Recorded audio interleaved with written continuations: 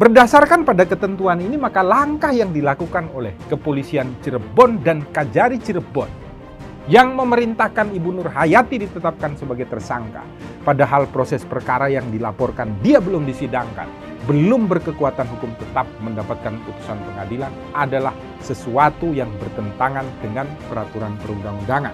Kajari salah, Kapolresnya salah. Tolong, video ini dikirimkan kepada Jaksa Agung, dikirimkan kepada Kapolri. Salam Pancasila dan salam penegakan hukum.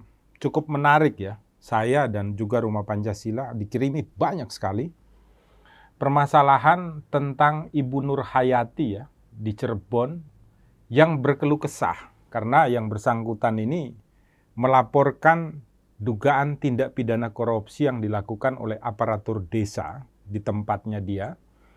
Dan kemudian setelah dilakukan sebuah proses penyelidikan dan penyidikan, bukan hanya yang dilaporkan ini yang ditetapkan sebagai tersangka, tetapi juga Ibu Nur Hayati ini juga ditetapkan sebagai tersangka. Nah, berdasarkan data-data yang Rumah Pancasila terima ya, kami belum langsung melakukan cross-check di lapangan, tetapi data yang kami terima itu menunjukkan bahwa Kepolisian daerah Cirebon ini menetapkan ibu ini sebagai tersangka dengan pasal 2 dan pasal 3 Undang-Undang Tipikor.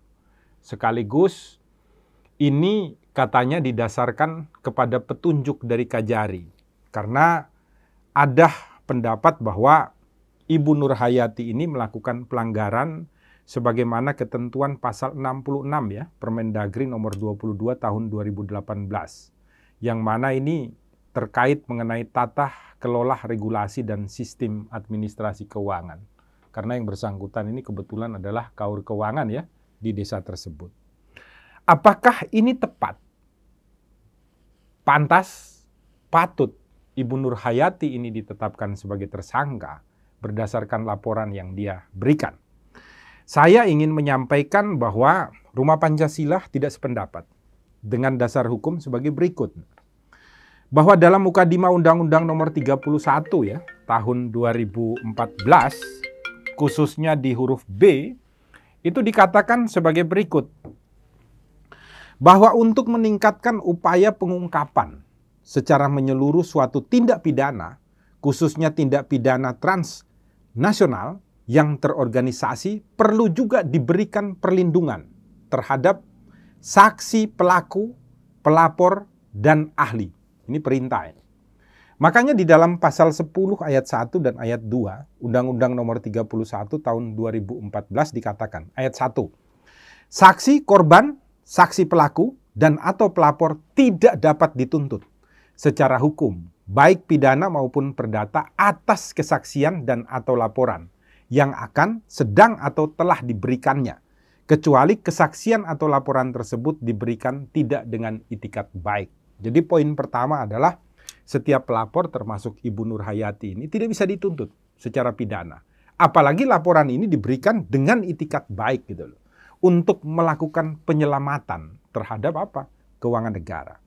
Ayat 2. Dalam hal terdapat tuntutan hukum terhadap saksi, korban, saksi pelaku, dan atau pelapor atas kesaksian dan atau laporan yang akan, sedang, atau telah diberikan, tuntutan hukum tersebut wajib ditunda hingga kasus yang ia laporkan atau ia berikan kesaksian telah diputus oleh pengadilan dan memperoleh kekuatan hukum tetap. Ayat 2 ini menyatakan secara tegas bahwa kasus yang dilaporkan Ibu Nur Hayati ini harus diselesaikan terlebih dahulu di muka persidangan sampai dengan kasus ini mendapatkan putusan yang berkekuatan hukum tetap atau inkrah. Barulah ibu ini kalau seumpamanya terbukti terlibat dapat diangkat kemudian untuk dinaikkan ke muka persidangan. Dengan memperhatikan ya, di dalam Undang-Undang Tindak Pidana Korupsi itu juga ada perlindungan terhadap mereka yang datang sebagai justice kolaborator atau mereka yang memberikan data-data mengenai terjadinya sebuah pelanggaran pidana di bidang korupsi. Sehingga mereka nantinya akan diberikan perlindungan secara khusus oleh negara dan pengurangan hukuman.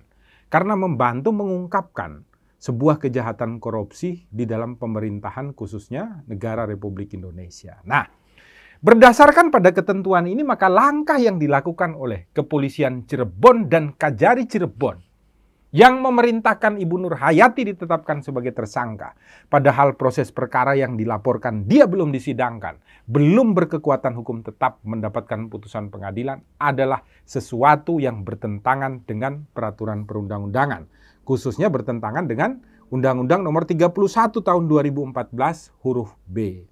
Maka Rumah Pancasila berharap agar sahabat Rumah Pancasila yang mengirimkan data-data ini kepada kami, tolong video ini dikirimkan kepada Jaksa Agung, dikirimkan kepada Kapolri, supaya mereka segera memerintahkan kepada jajaran di bawahnya, khususnya penyidik di Polres Cirebon, dan juga jaksa di Kejaksaan Cirebon, untuk segera menghentikan perkara tersangka Ibu Nur Hayati. Sampai dengan nanti, laporan yang diberikan Ibu Nur Hayati telah diputus secara hukum dengan berkekuatan hukum tetap ataukah tidak di pengadilan negeri setempat. Ini adalah pendapat dari Rumah Pancasila.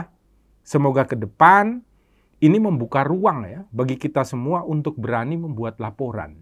Jadi kalau ini sudah diterapkan seperti Ibu Nur Hayati secara filosofis, secara sosiologis ke depan itu, orang Indonesia tidak akan mau lagi untuk melaporkan sebuah tindak kejahatan khususnya di bidang korupsi. Bahkan melibatkan dirinya sendiri gitu loh.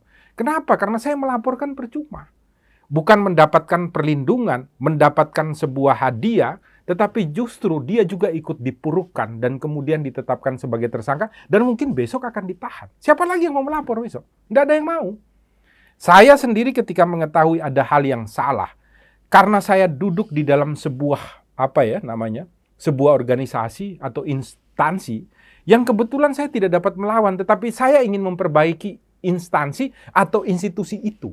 Maka saya datang kepada polisi, saya datang kepada jaksa, saya buat laporan. Karena saya ikut terlibat di dalamnya, tapi saya ingin membuatnya menjadi baik. Kemudian justru saya ini juga dijadikan tersangka dan juga dihukum. Gitu loh. Orang-orang akan tidak mau lagi untuk berbuat kebaikan di rumah Indonesia. Itulah kenapa Undang-Undang Nomor 31 Tahun 2014 ini diciptakan. Dan di sana disebutkan gitu loh.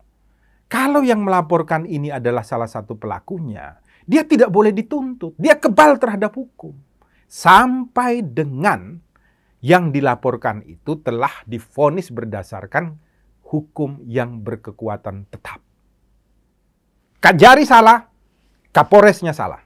Maka Jaksa Agung, maka Kapolri harus turun tangan. Memerintahkan kepada mereka untuk tidak menindaklanjuti perkara terhadap Ibu Nur Hayati.